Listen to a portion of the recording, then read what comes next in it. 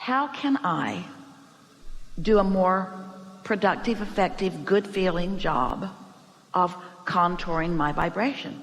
First, by acknowledging that I do vibrate. Second, by acknowledging that I offer a vibration because of my thoughts. Third, by acknowledging, since I vibrate and offer my vibration because of my thoughts, I can direct my thoughts. Next, by acknowledging that I can choose better feeling thoughts or worse feeling thoughts, and the more I choose better feeling thoughts, the more the momentum goes that way. So it really is about just thought by thought deciding which direction I want to be more dominant. You're following?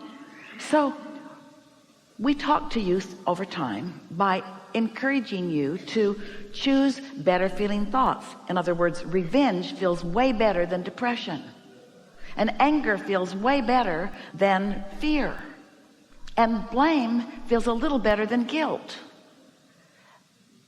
These are subtle changes in your vibration that if you were on top of it, and if you understood the principle of resistance and releasing resistance, then it would be easy for you, thought by thought, to just choose better feeling things. But if life is coming at you and you are reacting to life, then your life feels out of control and you get knee deep in a dominance of unwanted things. Yes? Yes. So how do you get out ahead of it? Well, maybe something can break the cycle. Maybe someone could swoop into your life with such clarity and passion that you could observe them for a while and you might feel a little better as you develop dependency upon them, which isn't a good idea. Or maybe you can get a little more rest and take it a little easier, which would give you a little more physical stamina and a little greater resolve to reach for better feeling thoughts. You could meditate every day, which would quiet your mind and actually stop all of that resistant vibration, which would give you an opportunity to get out ahead of it. Just something to sort of break the cycle. Now we're going to demonstrate something that works, but it's doing it the hard way. And then we'll talk about something that works, that is doing it the easy way. And maybe the hard way seems like the right way to you. We think the easy way is a better choice, but that's just us. We're resistance free. So Esther is in a new house and she has a new washer and dryer, and the week that she moved in, which was right before Christmas, the washing machine gave her an air code and it locked the door and she couldn't get anything out of it. So she Googled what the air code meant and it looked really complicated. So she called the people that she had purchased it from, and they put her on a long list of waiting. Her clothes were going to be held captive for about 6 or 7 days, it appeared. So she just monkeyed around with it, and somehow the door opened and she got her clothes out, and then it sort of like fixed itself for a while. It's like it didn't lock up again, and she thought, well, it's going to hold my clothes captive again, because she knew she hadn't solved the problem, but she wasn't there that much, so it didn't matter so much. And then the other day she was away, and her housekeeper called and said the washing machine had given an air code and the clothes were being held captive. So Esther said, I'll be home in a couple of days and we'll figure it out. So the man from the builder came over and played with it and couldn't figure it out. And then he called the same people that Esther had called before, who put her on the waiting list of 9 days of clothes held captive.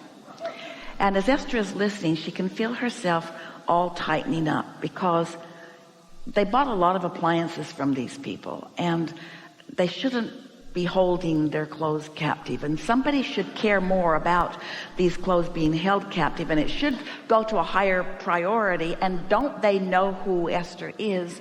Someone who is really, really busy, who doesn't have time for her clothes to be held captive. And so Esther got herself worked into quite a little silent fit. She didn't want to misbehave in front of her contractor, but she sort of wanted to kill somebody. And he was the only one in the room, and he felt fear. And so Esther said, well, I have a plan B. And he said, what is it? And she said, I'm going to go to Home Depot. And he said, okay. And she said, I'm going to buy a crowbar. He gets a smile on his face and he says, okay.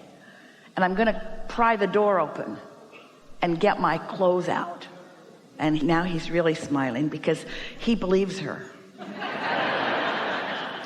And then I'm going to call someone and say, can you please come and get this pile of metal and haul it to the dump?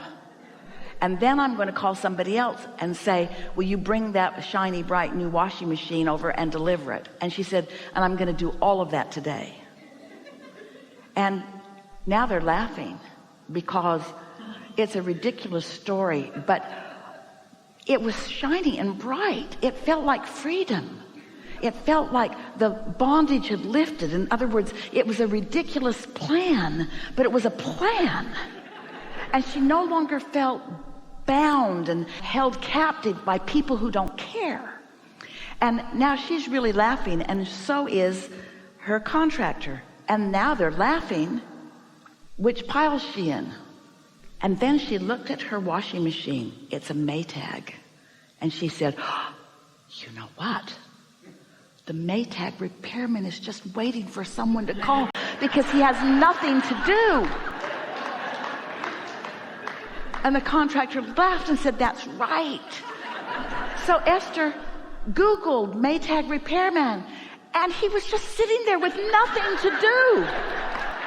He said, I'll be right there. He came over. He said, this is a known issue that we have with this particular model. He fixed it. Her clothes were not held captive, and she lived happily ever after.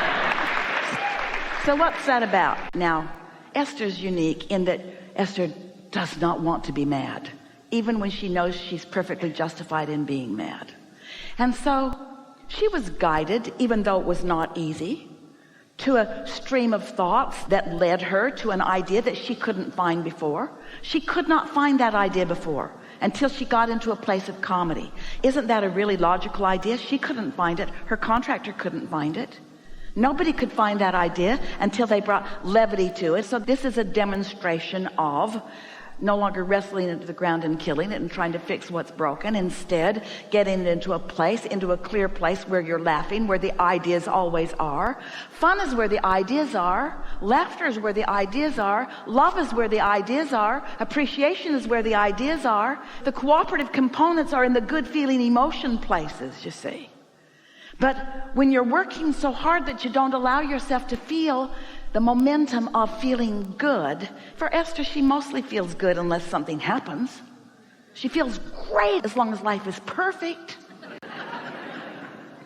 But then she is like you. She reacts. She reacts to what's happening. And what you want to do is start noticing your reactions and see what they get you. Notice when your reaction is one of anger and see where it gets you. Notice how long you can hold yourself in a holding pattern of no help, so that it just feels harder and harder and harder until you get yourself in such a muddle that you can hardly even go out your door and get down the street because things feel too complicated for you.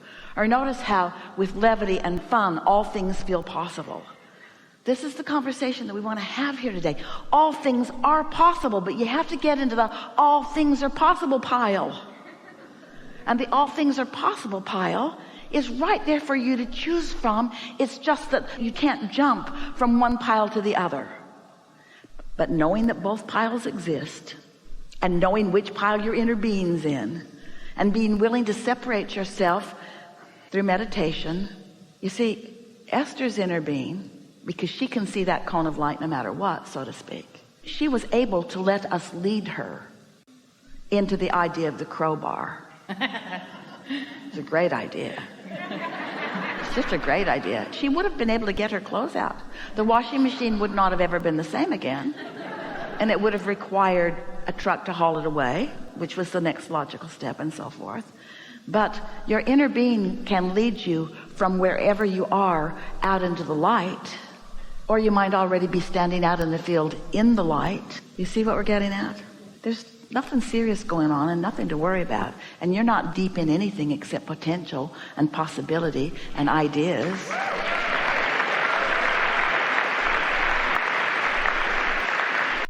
So get out ahead of it. I meditate every morning. Get out ahead of it by daydreaming. Meditating does clear the slate. You get to that place where you feel detached.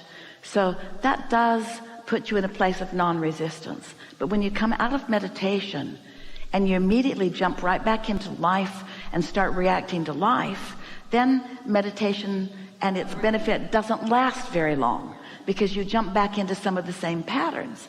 But if you meditate with the intent of releasing resistance, and when you come out of meditation, you acknowledge the visceral feeling of how much better the absence of resistance feels, and then you deliberately start the thoughts in the direction of something that feels good, now your meditation can be of greater value to you. I'm getting a bit confused about Let's talk about it. Meditation versus daydreaming. And I understand what you're saying, because I'm meditating every morning and it's not getting me there. Facing life most likely has some resistance in it because there's some of everything out there. Meditation causes you to stop thought. And when you stop thought, you stop all thought. And when you stop all thought, you stop resistant thought. And when you stop resistant thought, your vibration rises.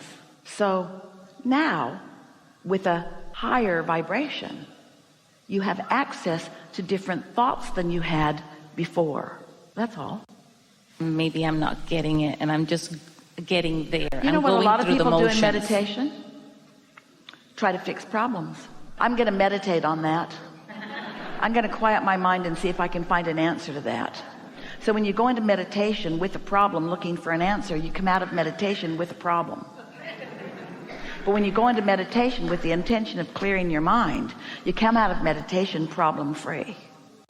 Yeah, I'm obviously not getting there, because I wake up early. I wake up at 5 a.m. so that I have enough time to meditate before I get to work. So do see the how breakfast. that is? See how that is? I have to get up early so that I can do this thing to fix something that's broken. Yeah, I have to find another way. Well, talk to us. Let's just talk for a little bit, because you're a very good representative of what's happening around the room. So talk to us. Just give us a general scenario. My life. Of a day in your life, not your whole life, a day in your life. A day in my life. You wake up and? I wake up early so that I have time to meditate. All right. I wake up early so that I have time to meditate. That can be a good feeling thought or a not such a good feeling thought. I wake up early because I like the refreshment of meditation. Or I wake up early because I need to meditate to get rid of crap in my vibration. Which is it? I wake up early. I so look forward to my morning meditation because it takes me from my place of where resistance has been paused while I sleep and gives me an opportunity to get some momentum going. Now, doesn't that feel different? And isn't it different than what you've been thinking? Yes, it is different. Leave my door closed and don't bother me and turn off the phone. I need to meditate. Good luck with that. Because you just took all that stuff in there and piled it all up against your door, and everybody's just banging on your door. Are you done yet? Are you done yet? Are you done yet? Are you done yet? Are you done yet? Everything that's bothering you, you took right in there with you. But when you first wake up, it's not really like that. And so you have the ability to point it in the direction. Because remember, think about where we began here today. What's dominant in my vibration? Well, let's say that your washing machine, the door is locked and you can't get your stuff out. And that's where you're at in the day. And a man who came to help you can't help you, and the man he called to help you won't help you. So what's dominant in that moment? What's dominant in that moment? Is that a resistance-free moment?